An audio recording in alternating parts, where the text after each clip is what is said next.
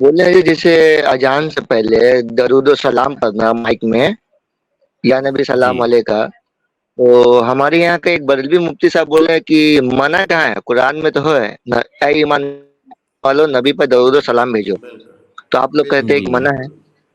ہاں بالکل وہ صحیح مفتی بات صاحب ہے. ہے. دیکھیے ہاں سنیے بتاتا ہوں. ابھی مغرب کی نماز پڑھا آپ نے؟ جی چلیے کوئی بات نہیں ہے. مغرب کی نماز آپ کتنی رکعت پڑھتے ہیں؟ 3 رکعت نا؟ 3. جی اگر ارشد بھائی کہیں کہ بھائی میں 4 رکعت مغرب کی نماز پڑھوں گا، منع کہاں ہے قرآن میں کہ 4 رکعت نہ پڑھنا مغرب؟ کہاں پر منع ہے بتائیے؟ جی یا نمازیں 5 وقت کی فرض ہیں ہمارے اوپر، 5 وقت کی نمازیں فرض ہیں نا؟ کوئی جی آدمی کہے میں 7 وقت کی نمازیں پڑھوں گا، 7 وقت کی نمازیں فرض مانوں گا، منع کہاں ہے قرآن میں دکھائیے؟ تو پھر آپ کیا کہیں جی گے؟ ثابت نہیں ہے ہم کہیں گے. سنیے، جی شریعت میں کچھ اصول ہیں. اللہ کے نبی صلی اللہ علیہ وسلم کی حدیث ہے کہ من عمل عملا لیس علیہ امرنا فہو رد، کہ جس نے کوئی ایسا عمل کیا، یہاں پر عمل سے مراد عبادت ہے، جس نے کوئی جی ایسی عبادت کی، ایسا عمل کیا جو ہمارے دین کا حصہ نہیں ہے، فہو رد، تو وہ مردود ہے. جی اسی طرح سے آپ جمعہ کے خطبے میں بار بار ہر جمعہ کے خطبے میں سنتے ہوں گے کہ کل محدثۃ بدعہ. کل محدثۃ بدعہ کا کیا مطلب ہے؟ دین کے اندر کوئی بھی نئی چیز بدعت ہے. نئی چیز کا کیا مطلب؟ نئی چیز کا مطلب جو اللہ اور اس کے رسول سے ثابت نہیں ہے، جو کتاب و سنت سے جو عبادت ثابت نہیں ہے، اگر اس کو بڑھایا جائے تو یہ بدعت ہے. اللہ کے نبی صلی اللہ علیہ وسلم کی ایک اور حدیث ہے کہ ایاکم ومحدثات الامور، کہ جی دین کے اندر نئی چیزوں کے اضافہ کرنے سے بچنا. ایک قاعدہ ہے کہ الاصل فی العبادات التوقیف، یہ قاعدہ ہے اور تمام فقہا کے نزدیک یہ متفق علیہ قاعدہ ہے کہ الاصل فی العبادات التوقیف.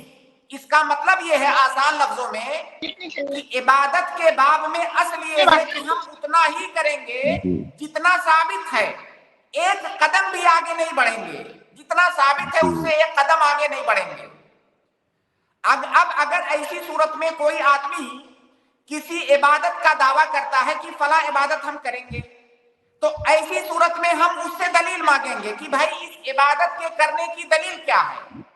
جی ایک دوسرا آدمی کسی عبادت سے انکار کر رہا ہے تو ہم انکار کرنے والے سے دلیل نہیں مانگیں گے، ثابت کرنے والے سے دلیل مانگیں گے کہ بھائی آپ جو ثابت کر رہا ہے دلیل وہ دے. اب اگر کوئی آدمی اذان سے پہلے صلاۃ و سلام پڑھ رہا ہے، درود پڑھ رہا ہے اور کہہ رہا ہے قرآن میں منع کہاں ہے، جس کی منع دلیل کہاں دو، تو اصول کی مخالفت کر رہا ہے.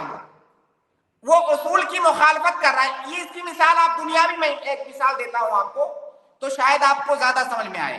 جیسے مثال کے طور پر نعوذ باللہ میں آپ کو کہوں، آپ کے بارے میں کہوں کہ آپ قاتل ہیں، آپ ثابت کیجئے کہ آپ قاتل نہیں ہیں، تو کیا میری بات مانی جائے گی؟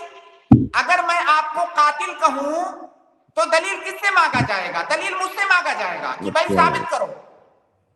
اب اگر الٹا میں دلیل آپ سے مانگوں، جس پر الزام لگا رہا ہوں، میں اس سے دلیل مانگوں کہ بھائی چلو تم اب ثابت کرو کہ تم قاتل نہیں ہو، تو یہ تو دنیاوی قانون میں بھی نہیں ہے. جی تو جو آدمی دعویٰ کر رہا ہے، ثابت کر رہا ہے، دلیل اس کو دینا ہے. آپ دلیل ہم سے مت مانگیے کہ قرآن سے دلیل دیجئے کہ کہاں پر منع ہے. منع کی دلیل نہیں دیکھنا ہے عبادت میں، عبادت میں ثبوت کی دلیل دیکھنا ہے. تو ایسے بہت سارے لوگ آپ کو گمراہ کرنے والے جو بدعات کے اندر ملوث ہیں، اسی طرح سے عام پبلک کو بیوقوف بناتے ہیں. کہیں گے جی فلاں جو ہے فلاں کام ہم کر رہے ہیں، اس کے منع کرنے کی دلیل کیا ہے، آپ دلیل دیجئے. تو بھائی سامنے والا ایک عام آدمی ہے، وہ تو نہیں سمجھ رہا ہے، لیکن آپ اتنی بڑی بیوقوفی کیوں کر رہے ہیں؟ دلیل اس کو دینا ہوتا ہے جو ثابت کرتا ہے. اصولی بات یہ ہے، دلیل اس کو نہیں دینا ہے جو منع کر رہا ہے، کیونکہ جو منع کر رہا ہے وہ تو اصل پر قائم ہے، اور جو جی اصل پر قائم ہوتا ہے دلیل اس سے نہیں مانگی جاتی ہے. جو خلاف اصل ہوتا ہے دلیل اس سے مانگی جاتی ہے. مانگی جاتی تو ہے. یہ تمام بدعات کے باب میں یہ جو باتیں ابھی میں نے کیا، तमाम बिदआत के बाब में ये बातें आप याद रखें कि कोई आदमी जब आपसे आकर के कहे कि फला इबादत चलो करते हैं, तो आप उससे पूछिए इसकी दलील क्या है। अगर वो आपसे ये नहीं कह सकता है कि तुम मना कर रहे हो तो इसकी मना करने की दलील दो, क्योंकि ये उसूली बात नहीं है। उसूली बात यह है कि जो इबादत को साबित करना चाहता है दलील वो देगा।